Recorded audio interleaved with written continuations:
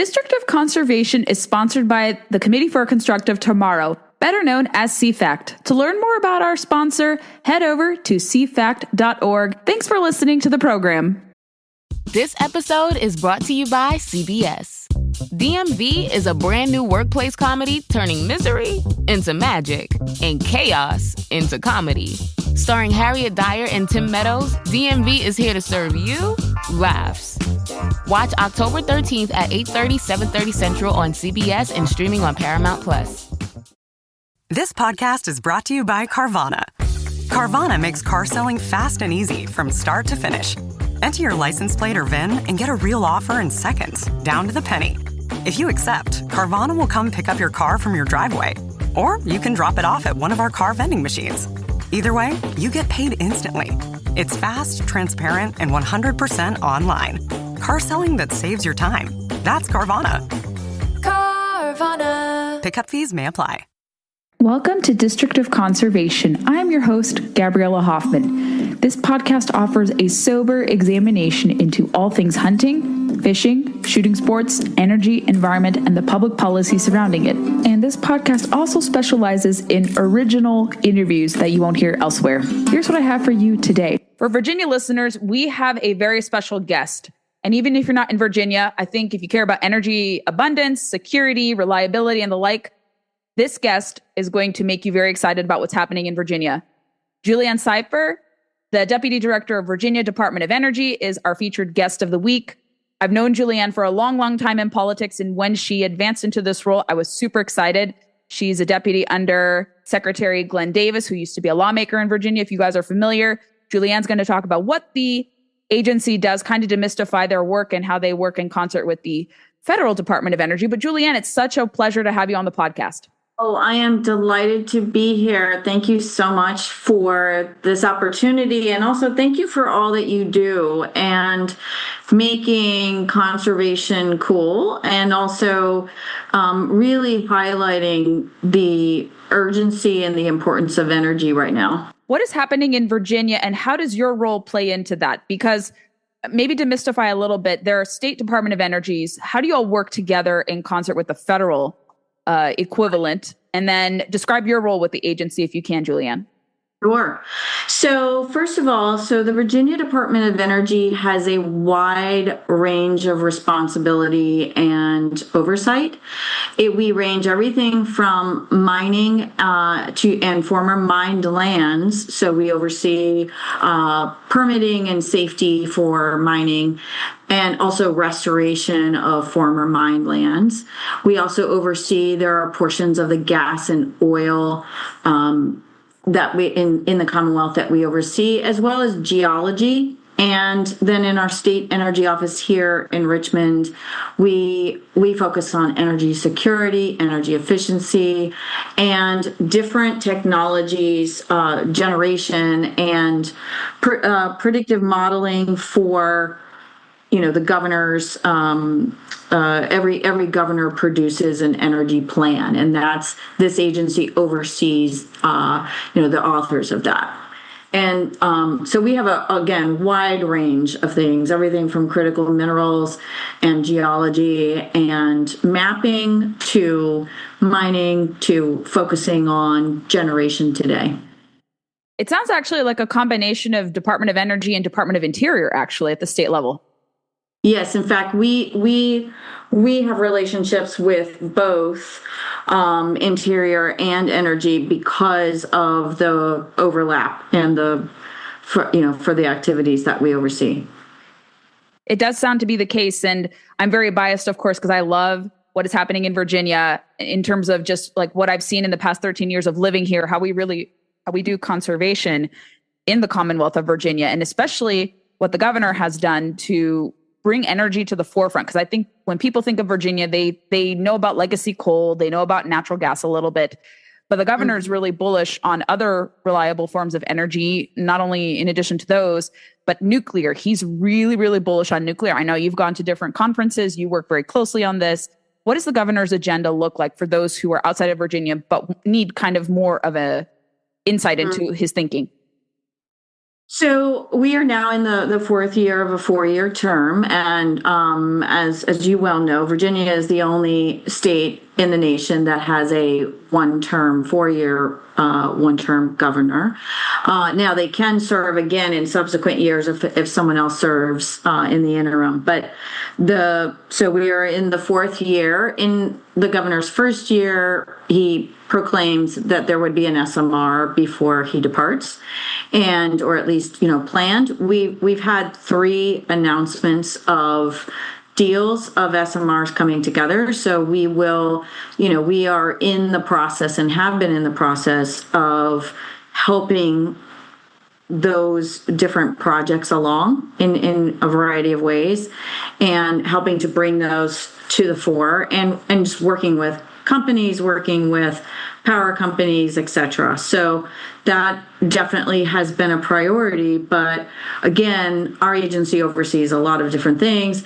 One of the things that I oversaw when I came over to this role was the establishment of the Virginia Clean Energy Innovation Bank, which essentially will continue to function as the financial arm for funding of energy-related projects, and whether it's generation or R&D, a variety of different ways that we are expanding and improving the energy infrastructure and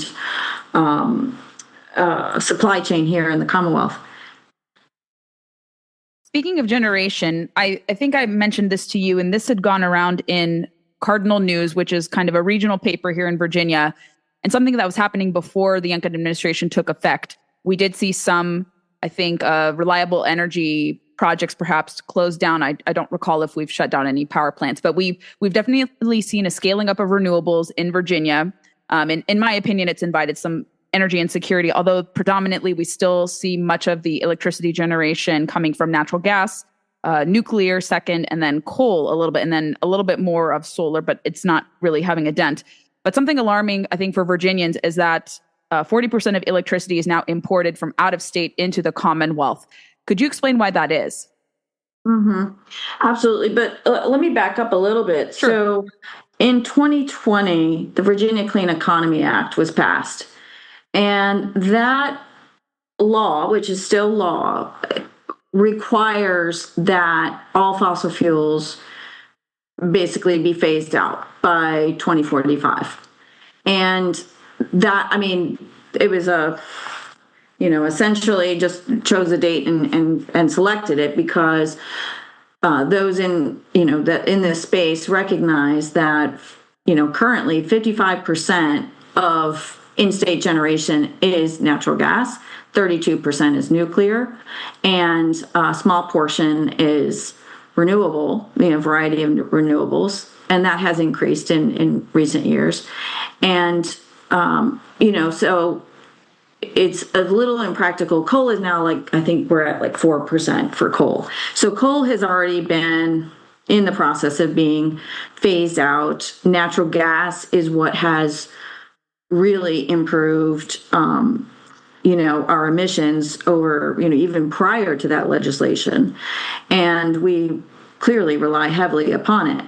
Now, at the time that VSEA was written, the forecast for energy demand was 1% annually, which is essentially economic stagnation. So when they were making those forecasts, they had to recognize that was somewhat unrealistic, that, hopefully we would not stay with economic stagnation. Demand is currently at 6.5% annual. And so when VSEA, the Clean Economy Act, was written, it perhaps didn't sound quite as unreasonable as it does now with the analysis and forecast that we have now. That being said, there has been a lot of concern and legislation proposing that we delay the retirements or maintain natural gas. And as you mentioned, it seems like everywhere I go now, every conference, even those that previously we're happy to see natural gas retire, and they see it as a transition fuel only. More and more are recognizing we're going to need natural gas, not just as transition, but as a critical part of our grid. And that being said, so we are seeing this 6.5% growth. We have our energy demand in the Commonwealth of Virginia. We have not seen this rate of growth since World War II. We need to double our generation in the next decade to meet demand.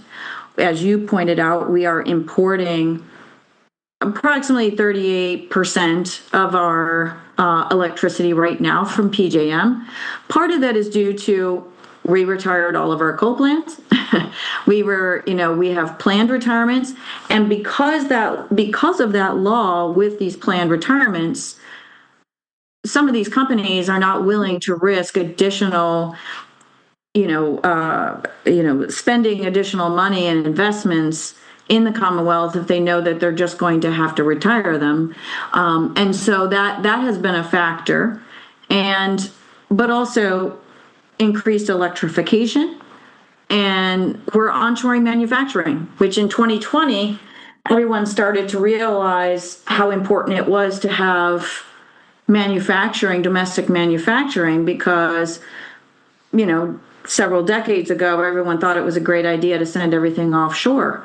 Well, we saw that is a problem, so we've been onshoring manufacturing, and of course, as you mentioned, data centers.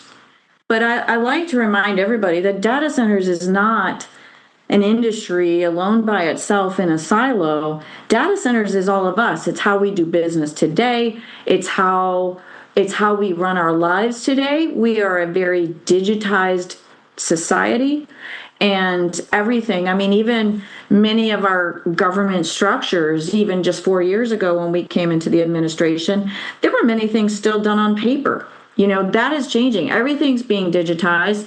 Financial systems being digitized. Our security systems are digitized.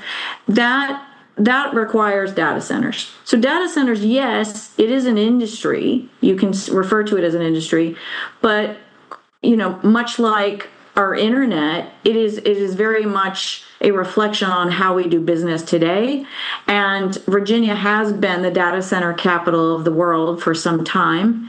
And that is where a lot of our generation, lands, because we do have a significant amount of that. And some of that is the proximity to DC, proximity to military, and major hubs.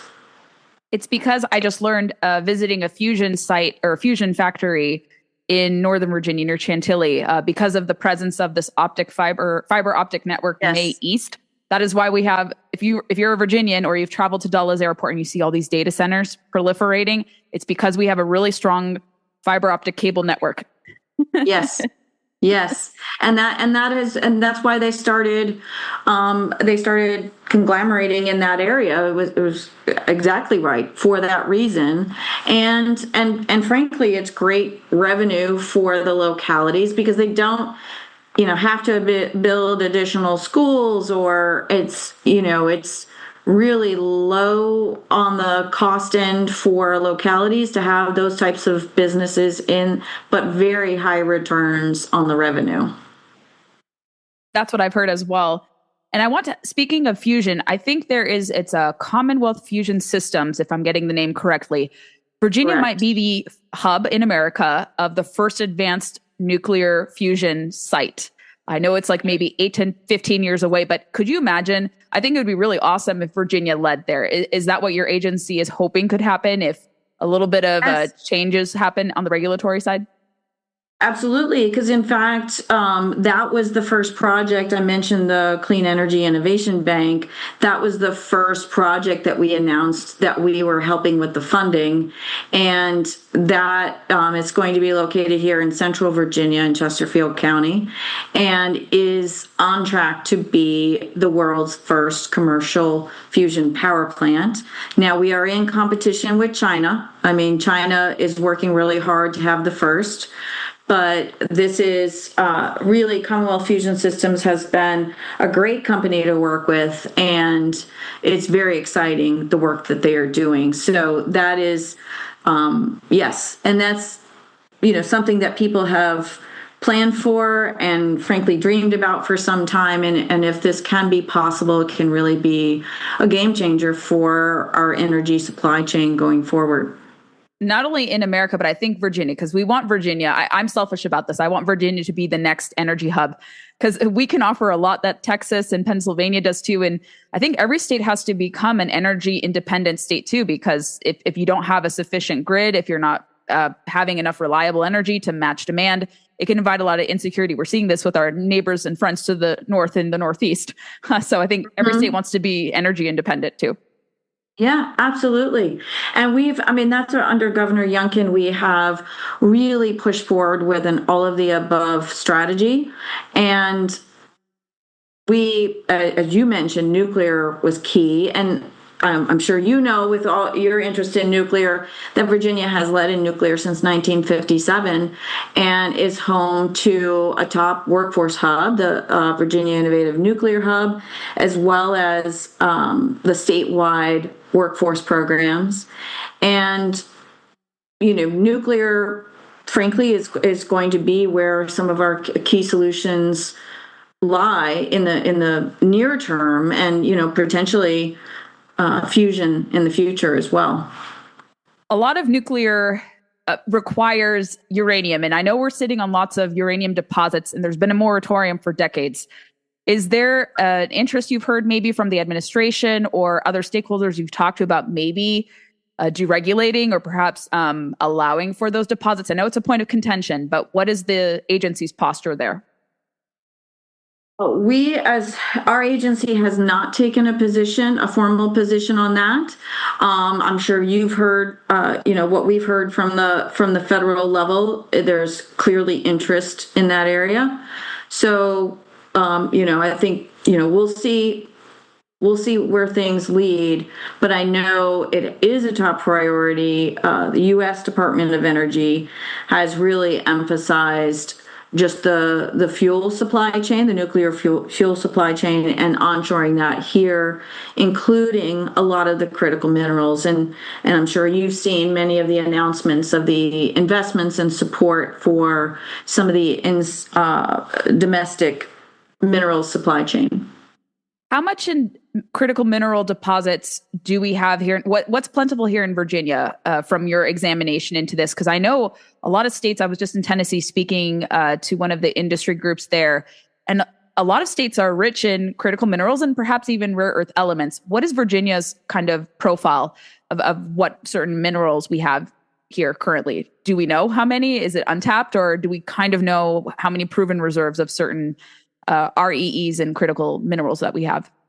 We do, in fact, and you've caught me a little bit off guard. I don't have that pulled up in front of me for the exact, but that's one thing that our agency does is map those out. In fact, they've just completed recently completed our updated critical minerals map and to detail those out, because we are a mineral rich state, and there's quite a bit of mining going on here, but there's across the country there are different deposits and different which are gaining more and more attention. And there's one particular mine here in Virginia called Atlantic Strategic Minerals, and we've spent some time with them, and they are looking to expand their facilities because some of their minerals are could be essential for some of these energy applications, as well as manufacturing and other uses. And they're looking to expand further for larger processing of some of these minerals. And they will be, one of the few in the nation handling some of these things.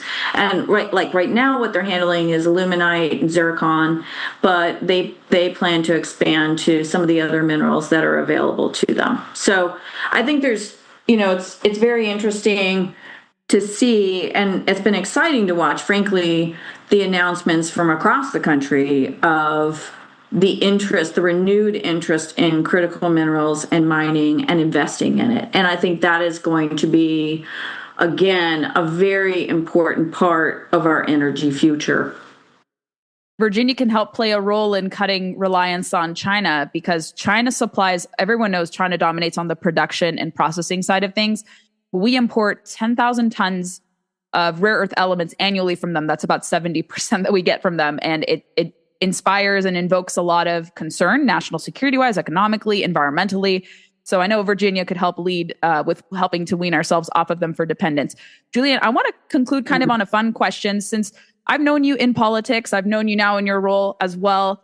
And I used to work with your daughter-in-law way back in the day, in early in my political career. And I want to kind of throw this question to you. It's not a gotcha, but it's something interesting because we probably have some women listening who might hear that you're doing these awesome things in the energy policy space.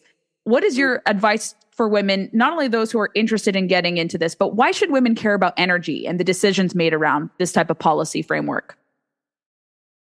I mean, energy is frankly our future. Everything runs on energy. I mean, our lives depend on it, literally. And so in my opinion, this is the most important policy space right now. And getting this right is very important. Energy, just energy writ large. So absolutely, I think this is the most important focus that we should have. And, we should encourage others to explore it. I know I'm an adjunct professor, a government professor in the evenings, and one of the things I've been sharing a lot with my students about the importance of energy policy and trying to wade through some of the noise on it. That's exciting. And I think people underestimate that women do care about this. And we've done some polling. I've done some polling in my day job with independent women about women's attitudes on energy. And it's not really sampled enough. And I think more and more as they start to see electricity demand rising, they start to see the need to have reliable baseload power. I think women will be coming around to this issue and start to care more because it's often seen as like this male dominated issue, but it's not actually. And I think you'll be pleased to hear about this if you didn't know already, Julianne. But I think this was Gallup Pew Research, earlier this year that found that majority of Americans support nuclear, including 51% of women. Yes. So I saw that. Yeah. So energy is starting to become more mainstream as an issue, as a woman's issue, an American issue, but even increasingly a woman's issue. So you're absolutely right that women will be caring because energy revolves so much in our life, from cycling a dishwasher to, powering your electronics.